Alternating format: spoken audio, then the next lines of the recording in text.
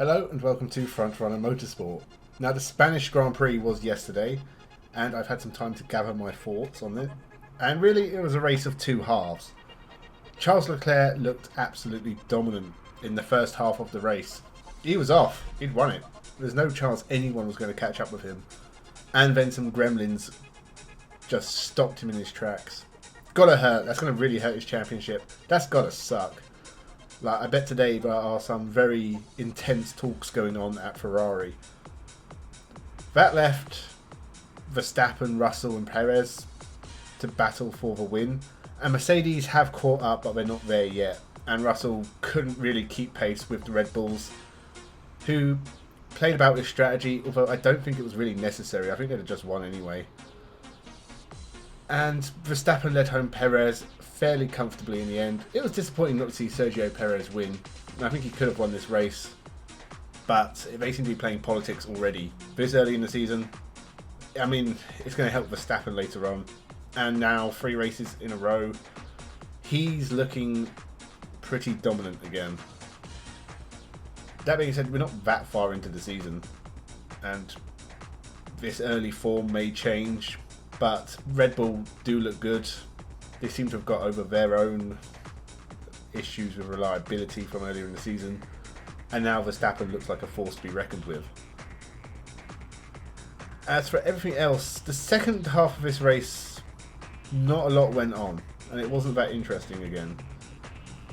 The first half was better, but again, the Spanish Grand Prix, the Barcelona track, it's not a great track for overtaking or close racing.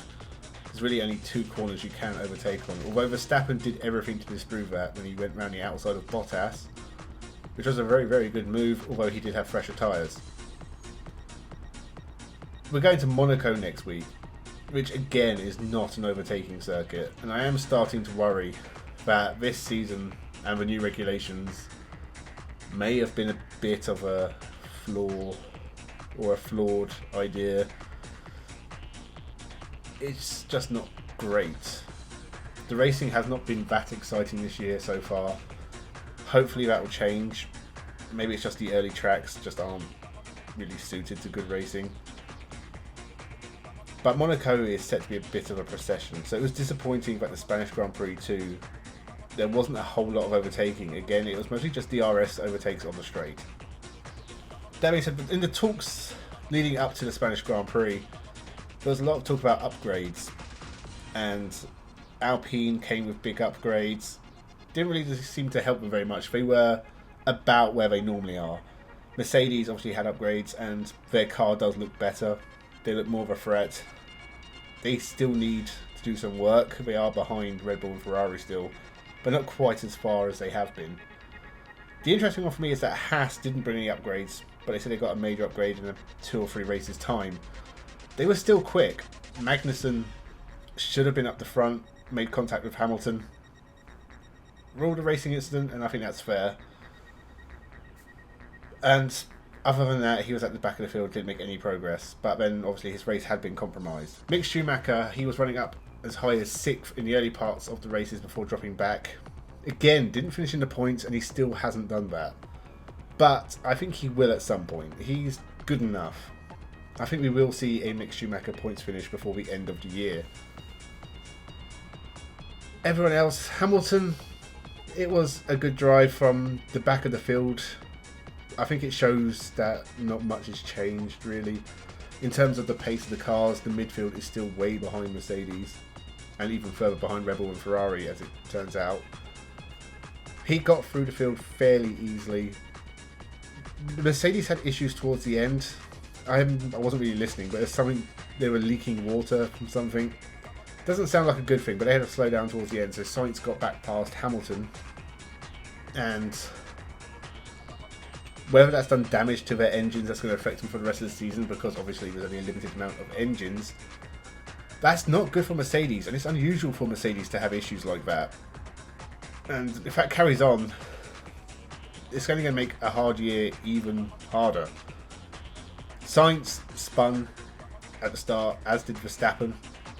Same corner, looked like the same issues, but only 2 to do it. Sainz is a really good driver. but he is underperforming now. And he should be a championship contender. He should be challenging for wins. That hasn't worked out so far this year. And he needs to hurry up in case Ferrari drop behind Red Bull. I think a win will come eventually for him, but the Spaniard really needs to stop making these mistakes, or getting into a position where things can happen to him. In the end, he did get back to 5th, or was it 4th? Did he finish 4th? 4th, I think he finished, which is a good consistent result on par with what he can do, but he can do better. Verstappen spinning and still winning the race is just a sign of just how good he actually is. It's kind of the stuff you expect from Hamilton for the last 6 or 7 years. But Verstappen is sort of stepping into that level of driving without the outright domination that Mercedes have had. So I think that shows that Max Verstappen is on another level. He's already won 24 races and he is only 24. When you think you've got another 10 years of this, at least. Unless he gets bored and goes somewhere else, or makes a career mistake and starts dropping down the field, we're going to have many years of a very successful Max Verstappen. The rest of the field, as I said, Alpine were about where you expected them to be. McLaren, again, they're not really showing the performance from last year. Norris scored points, but Ricciardo didn't. AlphaTauri really seem to be off the pace this year. They're sort of stuck right in the middle of the midfield. Tsunoda scored a point, but Gasly didn't. I think Tsunoda's actually ahead of Gasly in the championship. So all that talk about Gasly being good enough for a top drive, he's really challenging that at the moment and really pushing for another year with AlphaTauri rather than in a top car. Or maybe his career might be coming to an end. He needs to improve. Tsunoda's doing a good enough job. He's not amazing, but AlphaTauri just don't seem to have what they had last year. Alfa Romeo still doing brilliantly, really. Bottas, I was very, very wrong about him. I thought this was it. This was his career over. He's going to drop down the field and it'd be more dignified if he went somewhere else. As it turns out, he's doing a fantastic job for Alfa Romeo. Constantly scoring points, constantly in the top half of the field, even top quarter of the field. He seems to run in 5th, 6th quite comfortably. So Bottas is doing an amazing job.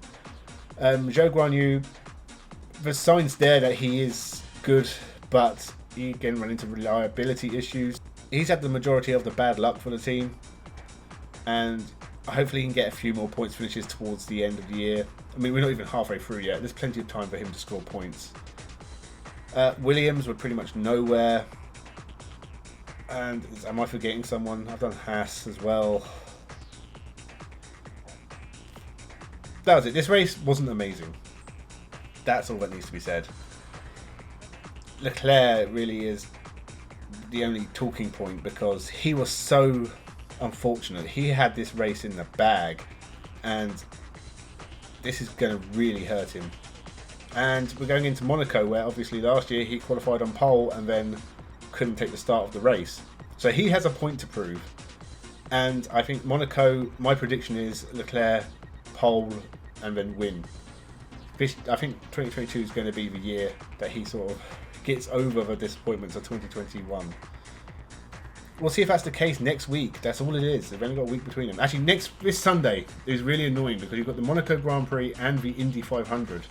I'm working, so I'm not going to be able to watch both races live. I may try and watch them if I'm not too busy at work.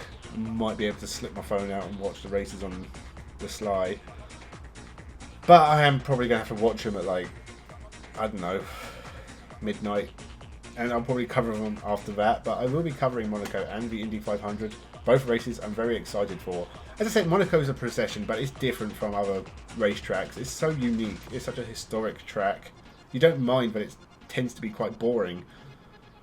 It's like a spectacle, like a street circuit should be. That was really the failings of Miami. It was just a race. There was no spectacle to it whatsoever, and it was in America where you expect there to be a spectacle somehow. They could have done something quirky. They didn't. Monaco will always have that. It's the racing close to the harbour, the very tight corners, the historic layout of the track. Even if how it's changed over the years, you know, that track is still amazing. Formula E had a very, very good race there this year, and there was overtaking, so it can happen. It's just less likely to happen in Formula 1 for various reasons. But I will be covering it, so make sure you subscribe to the channel. There will be more videos this week. I've got a few lined up. I've got things to finish. The things that I was meant to finish before. I lost the internet before moving and didn't get round to in the end. And now I am going to try and finish everything that needed to be finished. And give it to you this week if I can. There may be 2 or 3 videos. I'm not really sure yet. But with that being said, remember to subscribe. Thank you for watching and have a good one.